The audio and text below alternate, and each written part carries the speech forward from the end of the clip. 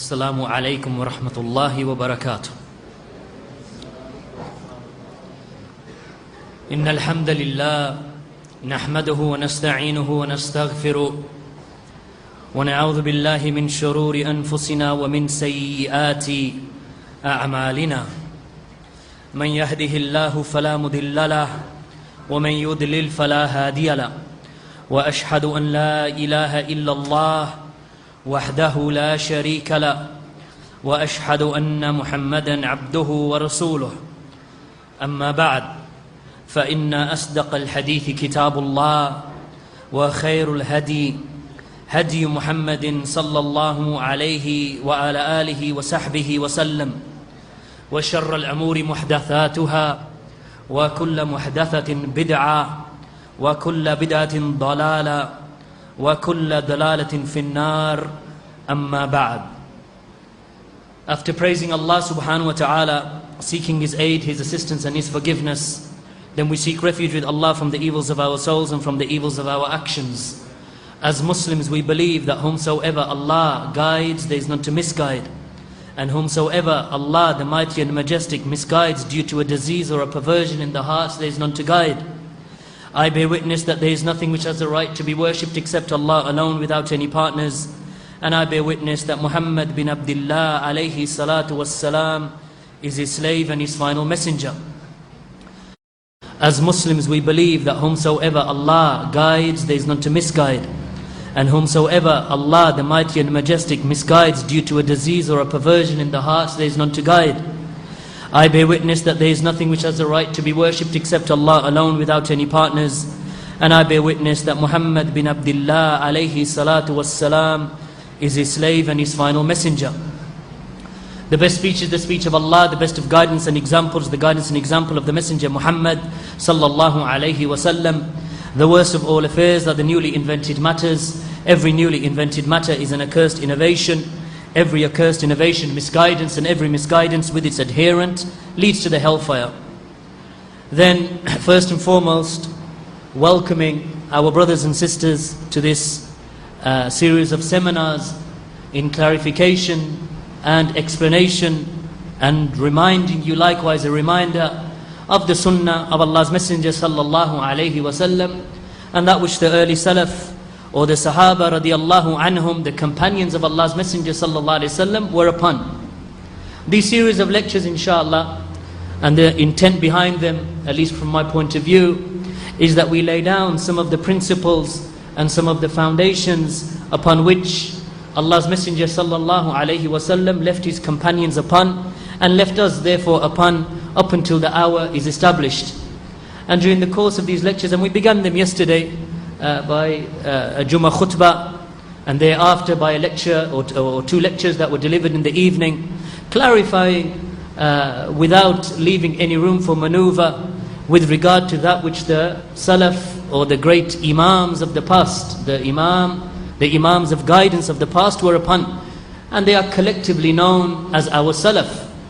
So as the Messenger of Allah sallallahu alayhi wasallam recommended them and mentioned them with goodness when he said, خَيْرُ النَّاسِ قَرْنِي ثُمَّ الَّذِينَ يَلُونَهُمْ ثُمَّ الَّذِينَ يَلُونَهُمْ, that indeed the best of mankind is my generation, then those who come after them, then those who come after them.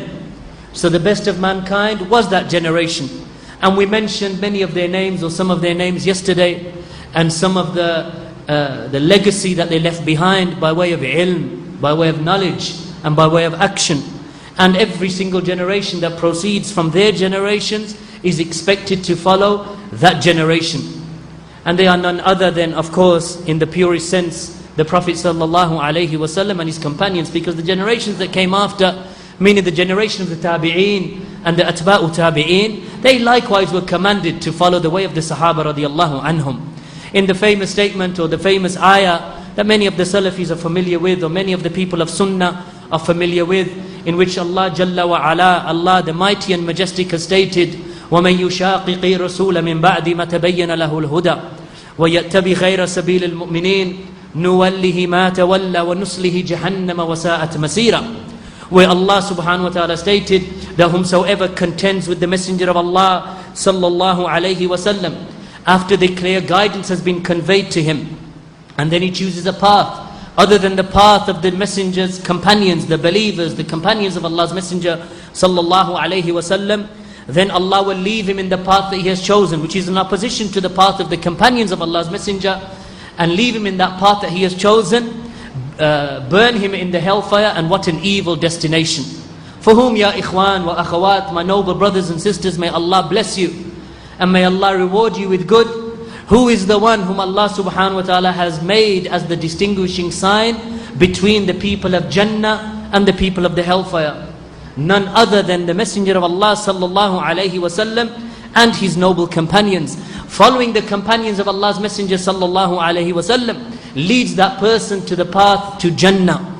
Opposing the companions of Allah's Messenger sallallahu alayhi wasallam, opposing that which they were upon by way of their belief, by way of their methodology, by way of their actions, by way of their behavior, by way of their attributes, in terms of their nobility and their excellence. Opposing the way of the companions leads to the path of the hellfire, of Jahannam. But as for following the path of the Sahaba, then that is the path that we have been commanded to follow. No doubt the time that we are living in today, in the era that we are living in today, then the Messenger of Allah sallallahu alayhi wasallam said that a time will not come except that the time that comes after it is worse than the time that came before it.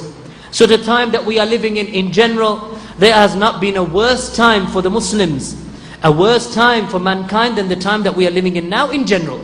As Shaykh al-Albani rahimahullah ta'ala, the great muhaddith and the mujaddid of this era, the great reviver of the hadith and the scholar of hadith of this era, said that no doubt that in every era and every generation in general things get worse, because as the hour approaches, as the coming of the Dajjal approaches, as the descent of Isa ibn Maryam approaches, as the coming of the Mahdi approaches, as the appearance of Juj wa Majuj approaches, that as this time approaches, then no doubt, ya ikhwan, that this time where all of these events that they are approaching, that the time that we are in now is a time that is in general worse than any other era that came before. And worse in a general sense, in the sense that the era that we are living in now and the time that we are living in now, people are far away from the Sunnah in general, more than they've been before in general. That the era that we are living in now, the Muslims are more in turmoil than they've ever been before. The era that we are living in now and the time that we are living in now, the Muslims are more divided than they've ever been before. And the Muslims have enmity towards each other, more enmity than they've had before in general. But however, it is not all, as the Shaykh al-Albani has mentioned, it is not upon the Muslim to become disheartened and to despair. Rather, the final affair, ya ikhwan, is for Islam and the Muslimin. The final affair is for the Sunnah of Allah's Messenger sallallahu alayhi wasallam. And the final affair is for those who stick to the way of the Sahaba radiallahu anhum. When Isa ibn Maryam descends, then no doubt he will establish the madhab of the Sahaba radiallahu anhum. He will establish the madhab of the Sahaba who were taught by the Messenger of Allah sallallahu alayhi wasallam. He will establish the Sharia of Allah subhanahu wa ta'ala. When Isa ibn Maryam descends, no doubt, when Isa ibn Maryam descends, he will not follow one of the madahib that are apparently out there. He will not be a Shi'i, nor will he be from the Khawarij, nor will he be Sufi, nor will he claim to be Hanafi, nor will he claim to be Shafi'i, nor will he claim to be any of these things, except that he will be upon the Sunnah of Allah's Messenger sallallahu alayhi wasallam. Do you not know, ya ikhwan, of the hadith of the Messenger of Allah sallallahu alayhi wasallam, when Umar ibn al-Khattab radiyallahu anhu, al-Faruq radiyallahu anhu, when he came out of his house and he had with him the Torah, what is commonly referred to today as the Old Testament, with him. And the Messenger of Allah sallallahu alayhi wasallam saw him and he became angered. The Messenger of Allah became angry. And he looked towards Umar and he said, "O son of Al-Khattab, O son of Al-Khattab," meaning Umar, "do you not know that even if Musa was alive today, alayhi salam, Moses, the Prophet himself, was alive today, he would have no choice but to follow me.